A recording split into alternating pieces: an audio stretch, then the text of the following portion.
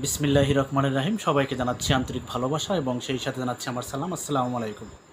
প্রিয় ভাইয়েরা আমার, প্রিয় বন্ধুগণ আমার, ফেসবুক এবং ইউটিউবে ঢুকলে দেখা যাচ্ছে যে ছাত্র সমাজের যে ছাত্ররা এই সরকারকে পতন করেছে তারা একটি নতুন দল গঠন করবেন।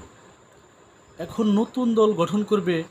আমার জীবনে, আমি ছাত্র জীবন থেকে রাজনীতি করেছি, আমি জানি ছাত্র রাজনীতি করা কিভাবে, ছাত্ররা কিভাবে নেতা হয়ে উঠে আসে। আসলেও ছাত্ররা যে এই সরকারকে পতন করেছে, ছাত্রদের পক্ষে একা কিন্তু এটা সম্ভব হয়নি।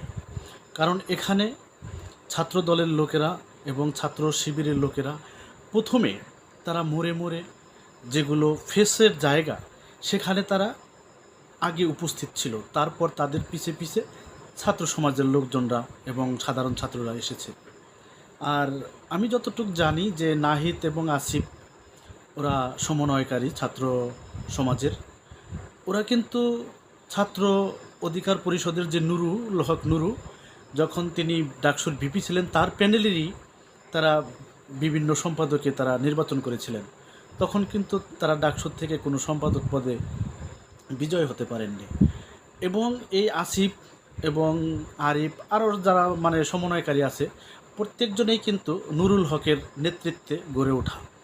এবং নুরুল হক তাদের নেতৃত্ব দিয়েছেন, তাদের নির্দেশ দিয়েছেন যে তোমরা এইভাবে এইভাবে আন্দোলন করো।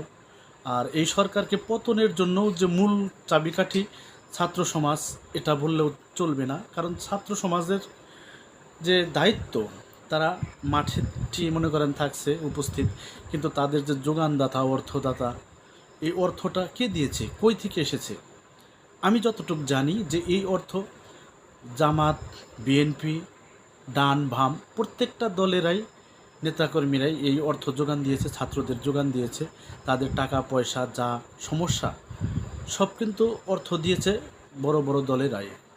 এখন এখানে গণ অধিকার পরিষদের যে চেয়ারম্যান নুরুল হক নুরু, উনি হচ্ছে ছাত্র সমাজের মেন ডাক, যে এই সরকারকে পতন করতে হবে। কিভাবে পতন করবা সেটা এইভাবে দিক নির্দেশনা দিয়েছে আমার জানা মতে নুরুল হকই।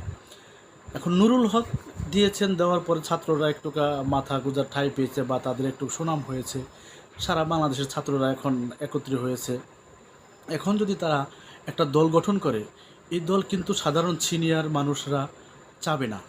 আমি যতটুকু মনে করি রাজনীতির জীবনে চাবে না। তারা যদি এখন একটা নতুন দল গঠন করে তাহলে সফল হতে পারবে না, আমার দীর্ঘ বিশ্বাস। আর নুরুল হক নুরু যে আছেন গণ অধিকার পরিষদ, ওনার দলও কিন্তু ছোট,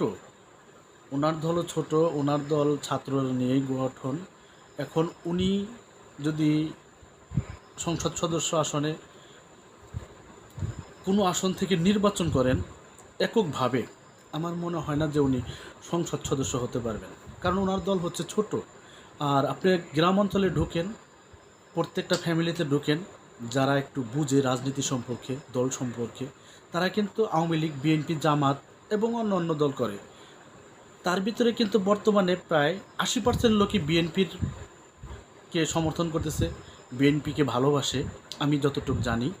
এখন গণ অধিকার পরিষদ তাদের ছাত্র সমাজকে নিয়ে যদি ঐক্যভাবে বিএনপিকে অথবা জামাত নিয়ে তারা যদি ঐক্যভাবে নির্বাচন করতে চায়, তাদের শরিক হিসাবে হয়তো বিএনপির কাছে বলল যে আমাদের কিছু সংসদ আসন দেন, আমরা সেখান থেকে নির্বাচন করব, আপনাদেরভাবে ঐক্যভাবে থাকব, তাহলে হয়তো তাদের দল আস্তে আস্তে বড় হতে পারবে। আর তারা যদি বলে যে না, আমরা এখন এইভাবে নির্বাচন করব না, আমরা এককভাবে আসব, তাহলে হয়তো বা জোর করে বা সমর্থক না থাকার কারণে বা থাকতেও পারে, হয়তো দুই একটা আসন পেতেও পারে, নাও পেতে পারে। আমি যতটুক আমার রাজনৈতিক জীবনে আমি যতটুক চর্চা থেকে, আমার জ্ঞানে থেকে বলছি। তবে নুরুল হকের একটা দায়িত্ব, তার যে ছাত্র সমাজের লোকেরা আছে তাদের সাথে ঐক্য হয়ে তারা ছাত্র সমাজ নিয়ে গণ অধিকার পরিষদ যে আছে এই একটি দলকেই সমর্থন করা ভালো।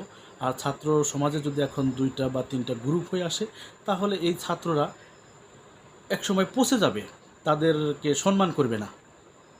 যাই হোক, আমি আমার রাজনৈতিক জীবনের বিশ্লেষণ থেকে আমি একটু কি বলতে চাই যে গণ অধিকার পরিষদ যে কোনো দলের সমর্থন করে ঐক্যভাবে তারা আগামীতে এগিয়ে আসুক আস্তে আস্তে। মতামত সম্বন্ধে আমি যে বিশ্লেষণ করলাম, এই সম্বন্ধে আপনাদের কী মতামত আপনারা আমাকে দয়া করে কমেন্ট করে জানাবেন। আর যারা এখনও আমাকে ফলো দেননি এবং শেয়ার করেননি তারা অবশ্যই ফলো, কমেন্ট, লাইক করুন।